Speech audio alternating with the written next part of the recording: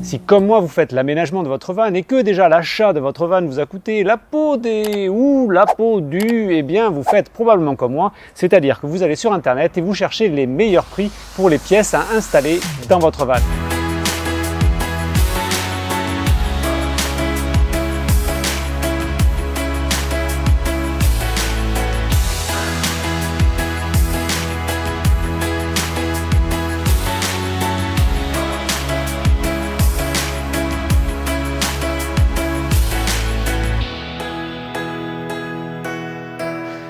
Bonjour à tous et bienvenue dans cette nouvelle vidéo. Aujourd'hui ils ont annoncé de l'orage, le ciel est plutôt chargé, donc on va travailler à l'intérieur du garage. Aujourd'hui c'est une étape cruciale. Nous allons entamer la découpe de la carrosserie.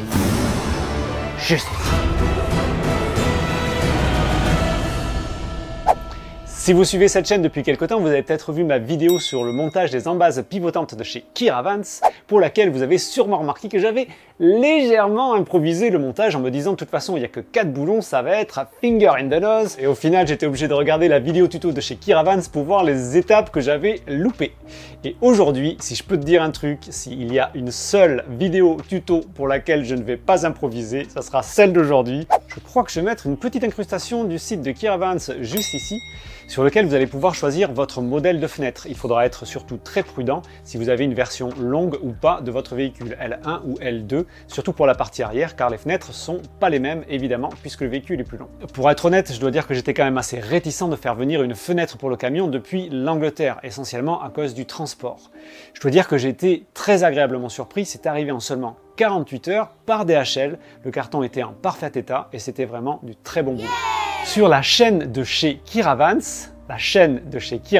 il y a une vidéo tuto qui explique toutes les méthodes possibles de découpe de la carrosserie en fonction du matériel que tu possèdes.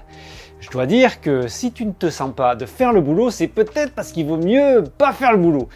Il faut dire que c'est le genre de tâche sur laquelle tu peux pas vraiment te permettre de te louper. Moi j'ai une meuleuse d'angle et une scie sauteuse. J'ai quand même décidé d'utiliser au minimum la meuleuse d'angle car c'est quand même du métal en fusion quand même qui sort du truc et j'ai vraiment pas envie d'abîmer l'intérieur du van même si pour le moment il est à nu. Ceci étant dit, je pense qu'il n'y a rien d'infaisable. Je vais y aller étape par étape, step by step. Et à mon avis, ça devrait bien se passer. À présent, il est temps de passer à la découpe de la carrosserie.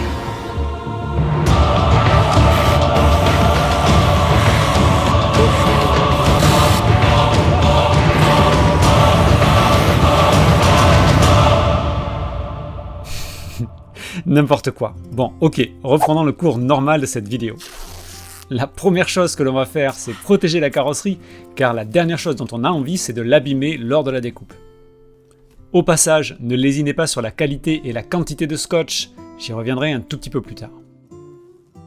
Il faut faire une petite découpe sur les renforts au centre de la fenêtre. Pour cela, je vais protéger l'avant du véhicule. Je fais 2 traits, un qui marque la partie basse et la partie haute de ma coupe. Pour les traits extérieurs, il suffit de suivre le rebord de carrosserie. N'oublie pas que ce qui sort de ta meuleuse d'angle, c'est du métal en fusion. Tu peux abîmer de façon définitive des surfaces comme les fenêtres, la carrosserie ou éventuellement cramer tes sièges. Donc la protection, ce n'est pas une option, c'est obligatoire. J'ai tracé des points à 1 cm du bord de la carrosserie afin de pouvoir percer 4 trous pour passer la lame de scie sauteuse. Bien, on en vient à la rubrique de qu'est-ce qui pourrait donc merder à ce stade ? Eh bien, une fois de plus, j'en veux à l'enchanteur de carte bleue, le géant vert de la grande distribution de bricolage en France. Bon ben là, je t'ai pas dit de qui il s'agit, mais avec tous les indices que je t'ai donnés, je crois que tu vois parfaitement de qui je parle et qui, une fois de plus, m'a vendu de la merde.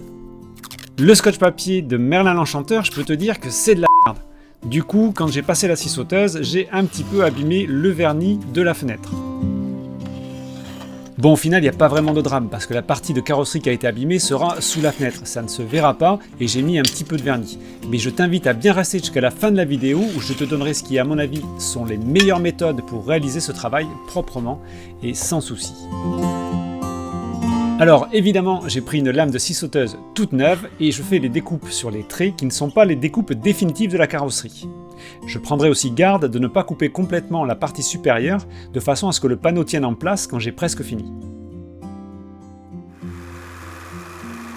Bon ben voilà, hein, la première partie elle est vraiment pas compliquée et elle présente absolument aucun risque, à partir du moment où on a bien protégé sa carrosserie. Pour terminer, je découpe les deux petites parties métalliques que j'avais laissées en prenant garde que la coupe n'abîme pas la carrosserie en la sortant. Regarde ça, il est content, hein. La dernière étape de la découpe, ça va être d'enlever ce petit centimètre et demi de métal qui est en trop en suivant bien le bord intérieur de la carrosserie. Il faudra soit blinder la carrosserie de scotch papier, soit faire la découpe depuis l'intérieur.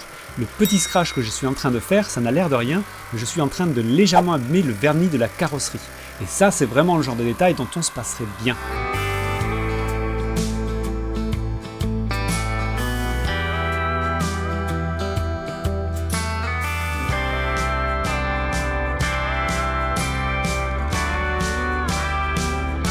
Bon allez, dernière étape de la coupe, je lime légèrement les bords de façon à ce qu'il n'y ait pas d'éclat qui dépasse.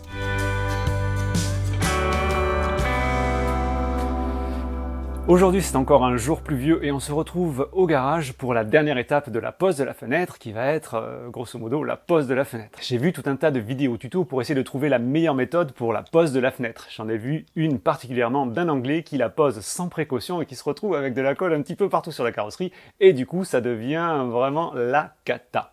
Donc aujourd'hui pour éviter ce genre de problème on va d'abord protéger la carrosserie, ensuite on mettra l'apprêt anti-rouille, on mettra le joint et pour terminer, la pose de la fenêtre en elle-même.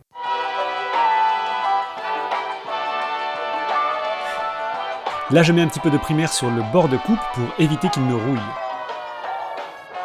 Là comme on peut le voir, le primaire a coulé, heureusement que j'avais un chiffon et de l'essence F pour réagir immédiatement, surtout si ça vous arrive, nettoyez tout de suite parce que si ça sèche, c'est mort. Une application bien sûr sur l'ensemble des contours, sans oublier les renforts intérieurs qui ont été coupés au centre de la découpe. A la suite vient l'étape de la pose du joint. Donc la première erreur à ne pas faire quand vous passez votre commande chez Kiravans, il faut, pour le cas de Junior, la fenêtre arrière, c'est un joint large qu'il faut. Le fin ne passe pas du tout.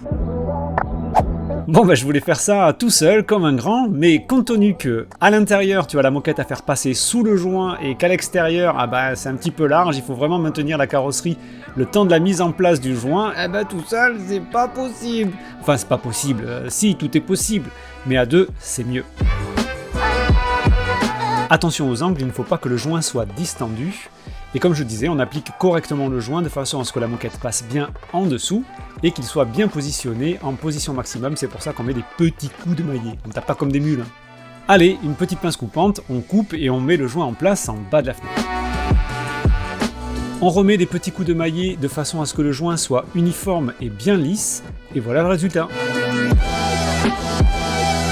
Je me répète, mais c'est plutôt pas mal. Ça fait une belle finition. Avant de poser le primaire, je vais passer un petit coup de chiffon avec de l'essence F, histoire de bien dégraisser la carrosserie. Avant d'aller plus loin, je vais quand même vérifier en remettant la fenêtre en place qu'il n'y a pas de problème de profondeur avec le joint. Si ça avait été le cas, j'aurais rectifié avec le maillet, mais pour moi, ça a été parfait du premier coup.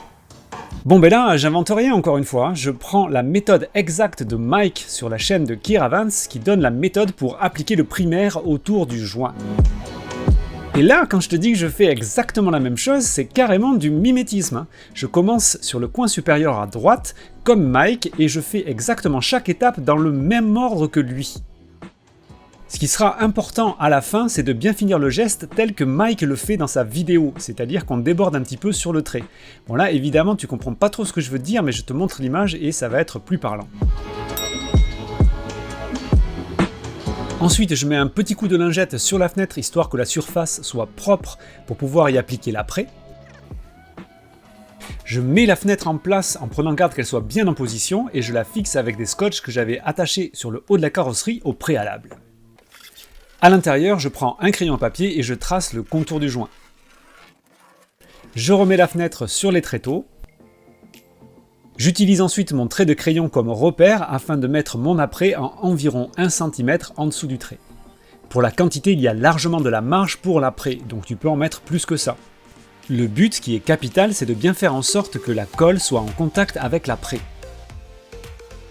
Si comme moi tu en mets plus, il faudra bien prendre garde de ne pas en mettre vers l'intérieur de la fenêtre, en tout cas pas au-delà du trait, car sinon l'après sera visible depuis l'intérieur du van. Le trait, c'est la limite.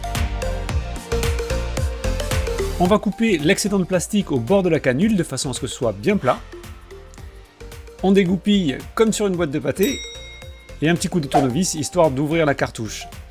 Pense bien à nettoyer ton tournevis, sinon après il est mort. Autant te dire que si t'as pas un pistolet à silicone de bonne qualité, tu peux arrêter là et aller en acheter un, quitte à mettre le prix à l'intérieur. La colle est assez épaisse et c'est assez difficile à mettre en place. Du coup, si t'as un pistolet silicone premier prix, j'aime autant te dire qu'il va exploser dans les 5 premiers centimètres. Bon, plus sérieusement, je te laisse les images en gros plan parce que c'est vraiment quelque chose que j'aurais voulu voir avant de me lancer.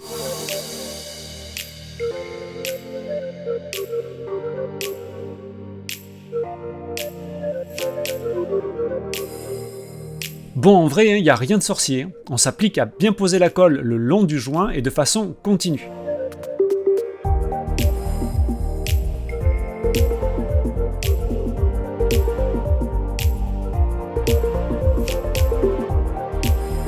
Arrivé au bout, on fait comme avec le primaire, on essaie de déborder sur l'extérieur. Bon, j'ai dit, on essaie. Et pour la dernière étape, si comme moi tu ne l'as jamais fait, je te conseille vivement d'être à deux. On va poser la fenêtre, faire en sorte qu'elle soit le mieux ajustée et surtout qu'elle soit alignée avec la fenêtre existante.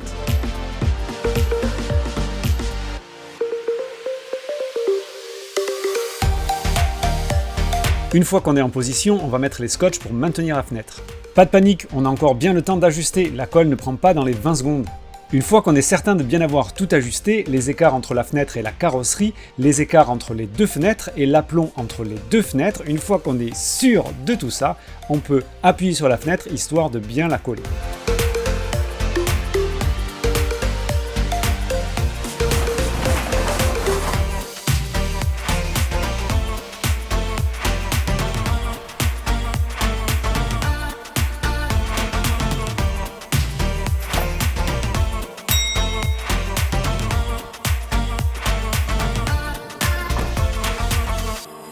Et bien voilà, c'est terminé. Honnêtement, pour une première fois, je trouve qu'on s'en est vraiment très bien sorti.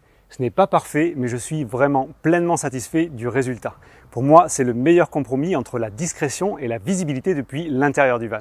Il fait super chaud. Tout de suite, on débrief. Comme je le disais en début de vidéo, si tu ne te sens pas de faire le travail, il vaut mieux peut-être ne pas le faire. Pour un niveau de difficulté sur 5, je mettrai 5 étoiles. Non pas parce que c'est infaisable, mais parce que tu n'as pas vraiment le droit de te louper. Si tu découpes mal ou que tu ripes avec la meuleuse, tu vas faire des dégâts sur la carrosserie. Du coup, le prix des réparations plus le prix de la fenêtre, ça va te coûter plus cher que si tu avais fait poser la fenêtre par un pro. J'ai pas mal hésité sur la méthode de découpe de la carrosserie, mais maintenant que je l'ai fait, il me semble que la méthode idéale serait la suivante. En 1, on utilise une scie cloche à métal pour découper les 4 angles de la fenêtre. Ça évite de le faire avec la scie sauteuse. Ça peut le faire à la scie sauteuse, mais c'est pas facile. La scie cloche, elle te fait les arrondis pile poil comme il faut. Il suffit d'utiliser la bonne dimension et de bien cibler l'axe. En 2, les découpes des renforts à l'intérieur se font avec la meuleuse d'angle comme je l'ai fait, en prenant soin de ne pas passer à travers et de ne pas riper. En 3, pour la découpe initiale de la carrosserie, le faire exactement comme je l'ai fait, c'est-à-dire avec la scie sauteuse. Et depuis l'extérieur du véhicule, ça ne pose absolument aucun problème. Et 4, pour la découpe finale, il me semble que la meilleure méthode pour ne pas risquer d'abîmer la peinture extérieure, c'est de faire une découpe depuis l'intérieur avec une scie à sabre. Si comme moi, tu n'as qu'une scie sauteuse, eh bien, une lame neuve, du scotch de bonne qualité, je te redis pas d'où il vient, le scotch de merde, en quantité suffisante, et ça t'évitera d'avoir tout souci sur le vernis de ta carrosserie. C'est la carrosserie d'Astérix, de ta carrosserie. Après, pour le reste, à partir du moment où tu respectes bien la méthode décrite dans cette vidéo, eh bien, ça passe tout seul. J'ai la luminosité qui change en permanence, c'est un véritable plaisir pour les images. J'ai eu un doute au moment de la commande et je n'ai pas voulu prendre de risque pour me retrouver genre à mettre la colle en place, il te reste 20 cm pour finir, mais t'as plus de colle et t'es du style game over. Du coup, j'ai pris un kit de pose double avec 2 cartouches. Et l'autre, il est encore parti! Pour ma grande fenêtre, j'ai posé environ 4 mètres linéaires de colle.